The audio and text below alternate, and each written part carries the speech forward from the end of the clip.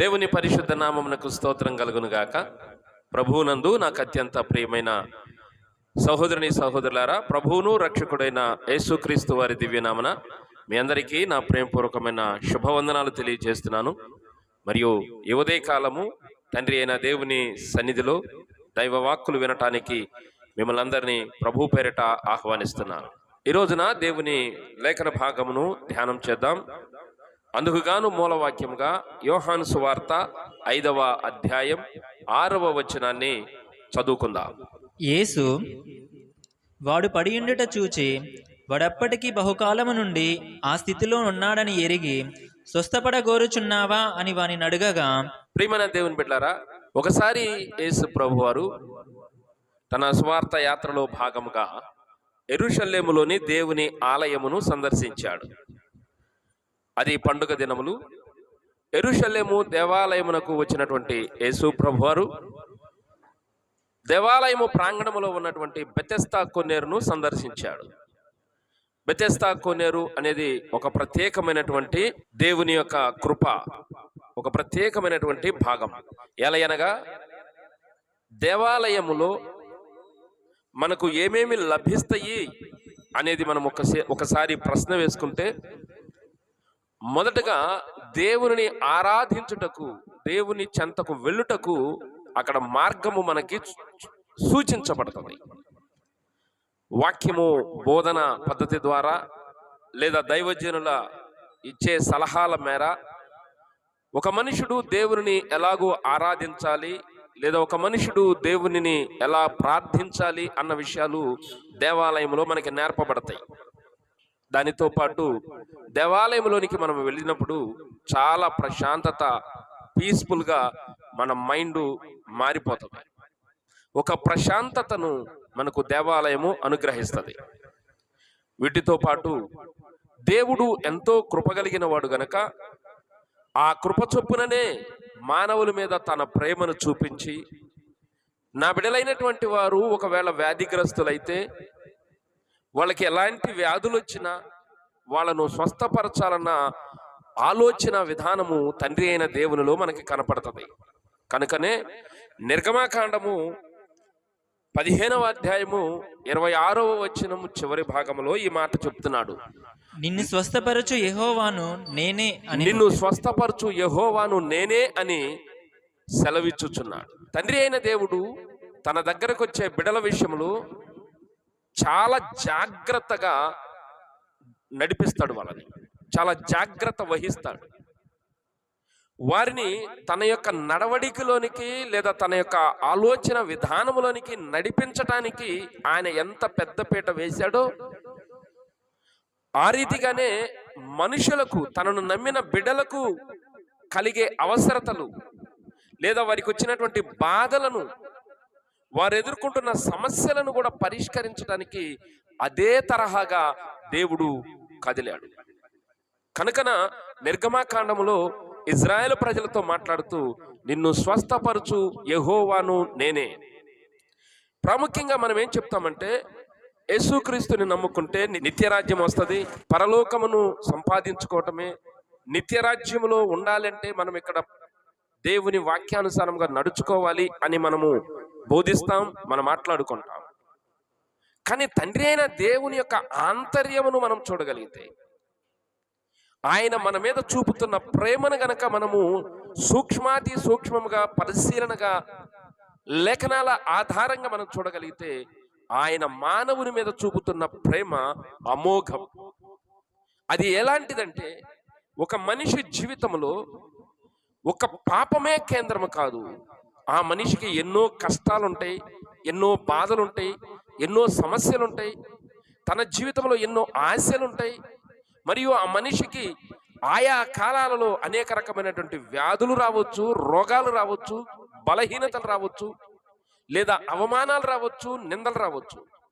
వీటన్నిటిని కూడా దేవుడు మనుషులకు సహాయం చేయుటకు ఇష్టపడుతున్నాడు. దేవుడు, మనము 2 విధాలుగా దేవుణ్ణి మనము చూడాలి. ఒక విధముగా, నన్ను ప్రేమించువారు నా ఆజ్ఞలను గైకొందురు అన్నాడు.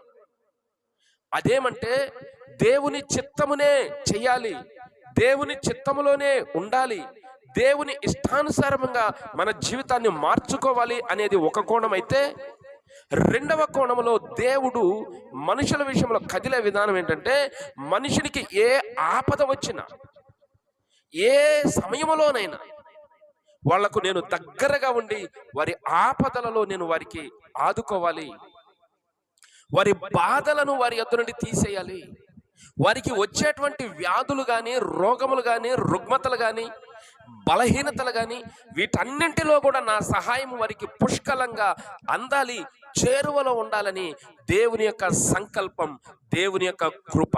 స్తోత్రం. ఆ విధముగా నిర్గమాకాండములో ఇజ్రాయేల్ ప్రజలను నడిపిస్తున్న సమయంలో ఆయన మాట్లాడుతున్నాడు, నిన్ను స్వస్థపరచు యెహోవాను నేనే. ప్రియ దేవుని బిడ్డలారా, స్వస్థపరచు యెహోవాను అనే పదము మన ఆత్మకు మాత్రమే అంటారు కొంతమంది, ఆత్మీయ స్వస్థతే అంటారు కొంతమంది, కానీ మన శరీర జీవితమును కూడా దేవుడు ఖచ్చితంగా పరిగణలో తీసుకుంటాడు. కనుకన అబ్రాహాము దగ్గరకు వచ్చిన దేవుడు అన్నాడు, ఆకాశ నక్షత్రములను లెక్కపెట్టు, సముద్ర ఇసుక రేణువులను లెక్కపెట్టు అన్నాడు. ఇక్కడ రెండు రకాల ఆశీర్వాదాలు, శరీర సంబంధమైన ఆశీర్వాదం, ఆత్మ సంబంధమైన ఆశీర్వాదం. మనము ఈ రెండిటిని కలిపి దేవుని అర్థం చేసుకునేటానికి మనము ప్రయత్నం చేయాలి. ఈ రెండింటిలో ఒకదాన్ని తీసుకుని ఒకదాన్ని దేన్ని వదిలేసినా దేవుడు సంపూర్ణంగా మనకు అర్థం కాడు, దేవుని మనము అర్థం చేసుకోలేము. కనుక దేవుడు అంటే, దేవుడు మనుషుని విషయంలో కదిలే విషయం అంటే రెండు కోణాలు, ఒకటి శరీర సంబంధముగా ఆయన మనకి సహాయం చేస్తున్నాడు, రెండు ఆత్మ సంబంధముగా కూడా మనకి సహాయము చేయొచ్చు. కనుక అన్నాడు, నిన్ను స్వస్థపరచు యెహోవాను నేనే. ప్రియ దేవుని బిడ్డ, నువ్వు ఎట్టి విధమైనటువంటి వ్యాధితో బాధపడుతున్నావో, ఎట్టి విధమైన సమస్యతో నలిగిపోతున్నావో, పైకి చెప్పుకోలేని బాధతో కుంగిపోతున్నావేమో, లేదా చుట్టుపక్కల అవమానాలు నిందలు భరించలేకపోతున్నావేమో, నువ్వు ఎంత ప్రయత్నం చేసినా నీ లైఫ్లో సక్సెస్ అనేది పొందుకోలేకపోతున్నావేమో, నువ్వు నిరాశ కలిగి ఉన్నావో, లేక నువ్వు డిప్రెషన్లోకి దిగిపోయావో బిడ్డ, ఈ రోజున దేవుడు నీతో మాట్లాడుతున్నాడు, నేను నీకు తోడుగా ఉంటాను, భయపడకము, నిన్ను అన్ని విధాలా దీవిస్తాను అని ప్రభువు నీతో ఈరోజు మాట్లాడుతున్నాడు, నీకు సహాయం చేస్తానంటున్నాడు. కనుకనే ఈరోజు చదువుకున్న వాక్య భాగంలో, అప్పటికి వాడు చాలా కాలం నుండి బెతెస్దా కోనేరు దగ్గర పడి ఉన్నాడు. అంటే అతనికి స్వస్థత పొందటానికి అవకాశం ఉంది, స్వస్థత కూడా ఆయన ముందే ఉన్నది, కానీ ఆయన పొందుకోలేని పరిస్థితిలో ఆయన ఉన్నాడు.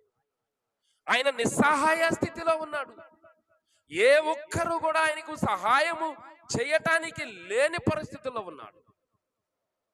ఆ పరిస్థితుల్లో ప్రభు ఆయన దగ్గరికి వెళ్ళి స్వస్థపడగోరుచున్నావా అని అడుగుచున్నాడు. అంటే దేవుడు మన మీద చూపే ప్రేమను మనం ఒకంత జాగ్రత్తగా ఆలోచన చేయాలి. దేవుడు ఒక వ్యక్తినే ఎన్నుకోడు, ఒక వ్యక్తినే దీవించడు, ఒక వ్యక్తినే స్వస్థపరచడు. ప్రతి మనిషిని ఆయన పట్ల విశ్వాసం ఉంచినా ఉంచకపోయినా ఆయన స్వస్థత అనేది అందుబాటులో ఉంచుతాడు. కనుక దేవుడు అంటున్నాడు, నువ్వు సంతోషముగా ఉండాలి, నువ్వు సుఖముగా ఉండాలి, నీకు ఏ ప్రాబ్లమ్స్ లేకుండా, నీకే బలహీనత లేకుండా నువ్వు ఆరోగ్యంగా ఉండాలి, అది నా ప్రధాన ఉద్దేశమని తండ్రి అయిన దేవుడు చెప్పకనే చెబుతున్నాడు. కనుకనే నిన్ను స్వస్థపరచు యెహోవాను నేనే. నీకు ఎలాంటి వ్యాధి ఉంది, ఆ వ్యాధి ఏ కారణం చేత వచ్చింది, ఆ వ్యాధిని స్వస్థపరచడానికి నా ద్వారములు ఎప్పుడు తెరిచే ఉంటాయని ప్రభువు మాట్లాడుతున్నాడు.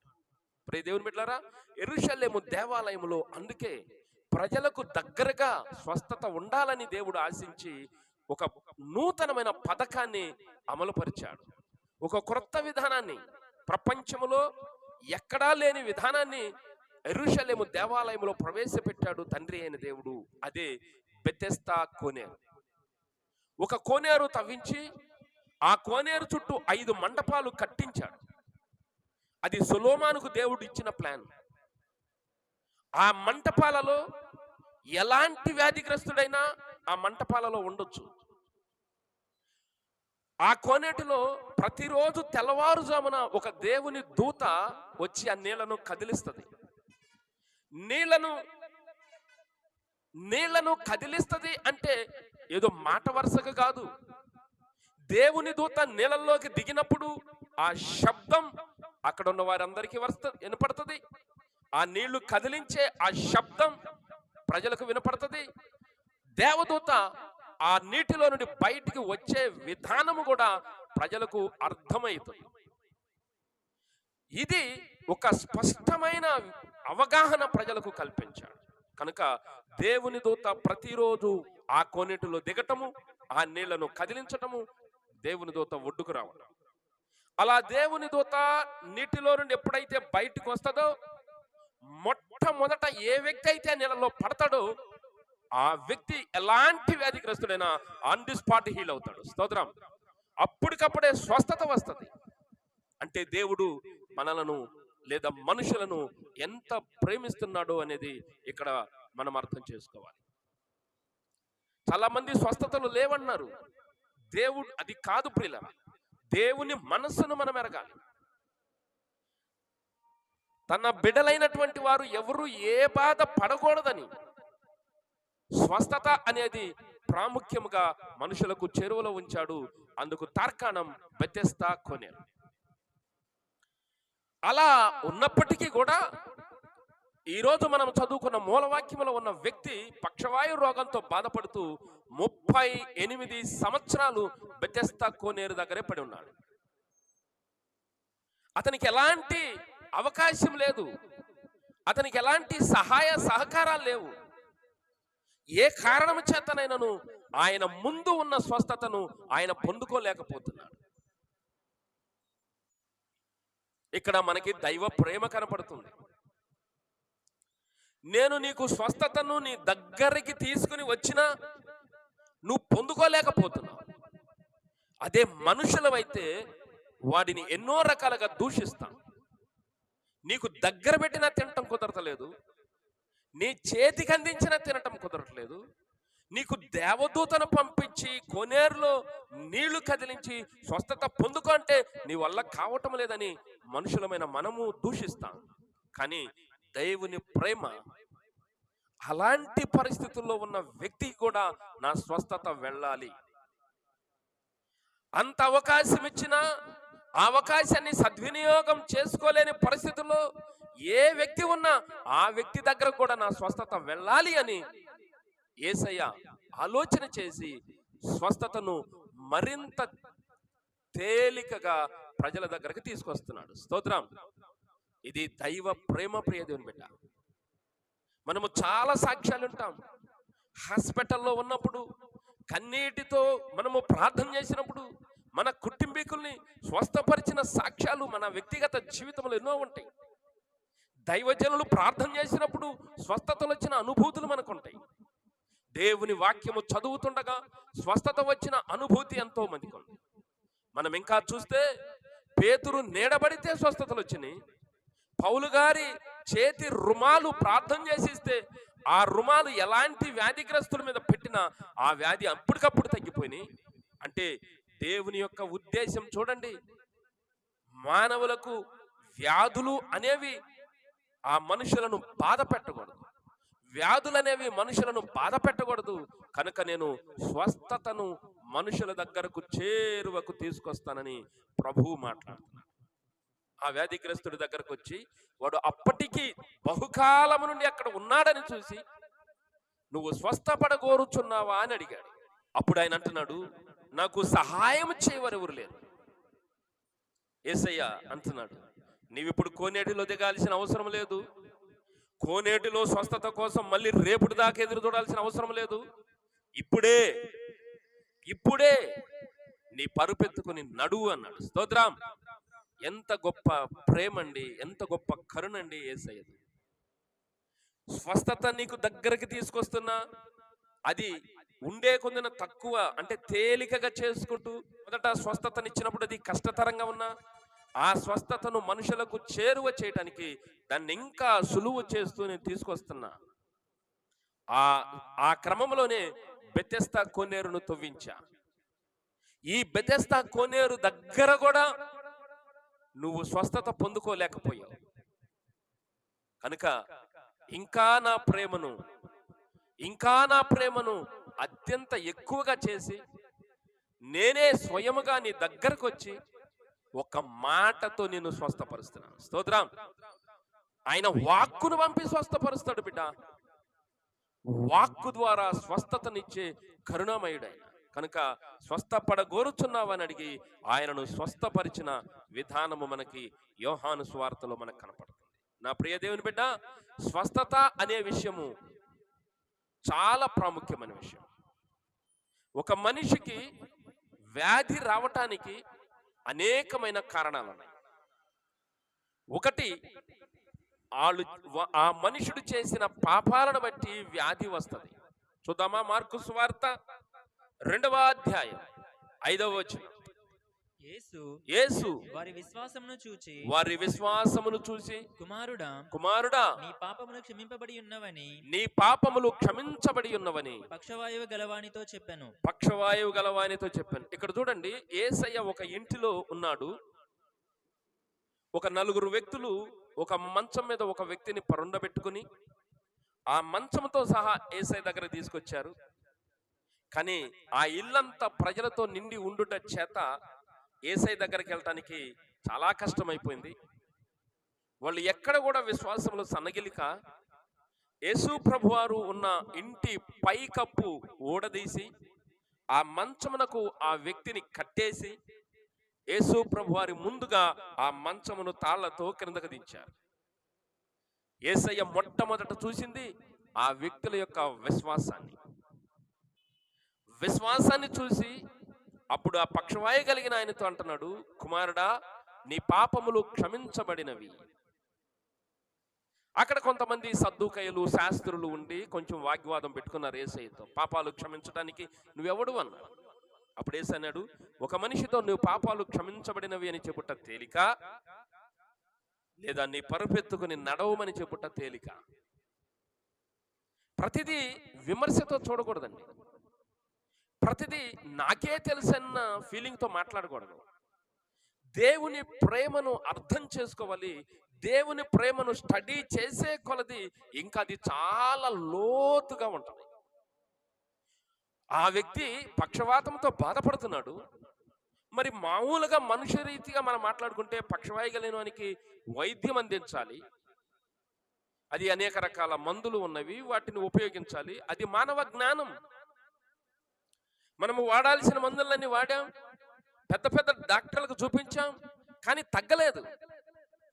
ఇప్పుడు ఎవరి పని అంటే దేవుడు చేస్తేనే తగ్గుతుంది.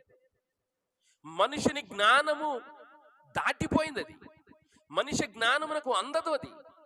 కనుక దేవుడు ఆ వ్యక్తిని స్వస్థపరిచే క్రమం ఒకటి పెట్టాడు. అయితే ఆ వ్యక్తికి ఆ వ్యాధి ఎందుకు వచ్చింది అనేది ప్రశ్న. ఇక్కడ ఆ వ్యక్తికి ఆ వ్యాధి రావటానికి కారణం ఆ వ్యక్తి చేసిన పాపము అని స్పష్టంగా మనకు అర్థమవుతుంది. ఆ వ్యక్తి గతంలో చేసిన పాపాలను బట్టి అతనికి ఆ వ్యాధి వచ్చిందని యేసయ్య డిసైడ్ చేసి నీ పాపములు క్షమించబడి ఉన్నవి కనుక నీ పరుపెత్తుకుని నడవమన్నాడు. ఆమేన్. ఆన్ ది స్పాట్ ఆయన స్వస్థత పొందాడు. ప్రియ దేవుని బిడ్డ, అంతటి ప్రేమమయుడు, కరుణామయుడు మన దేవుడు. ఇక చాలా విషయాలు ఉన్నాయి. ఒకరికి దెయ్యము పడితే రోగం వచ్చింది, ఒకరికి పితరుల దోషాల వల్ల రోగం వచ్చింది, ఒకరికి దేవుని నామమహిమార్థమై కార్యం జరుపుటకు వ్యాధి వచ్చింది.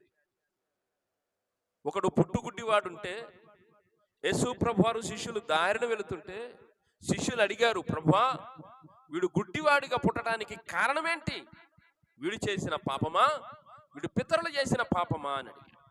అప్పుడు యేసయ్య అన్నాడు, వీడు గాని వీళ్ళ పితరులు గాని పాపము చేయలేదు, వీని యందు దేవుని కార్యము బహిర్గతం అవ్వాలి, వీని యందు దేవుని కార్యములు రూఢిపరచబడాలి.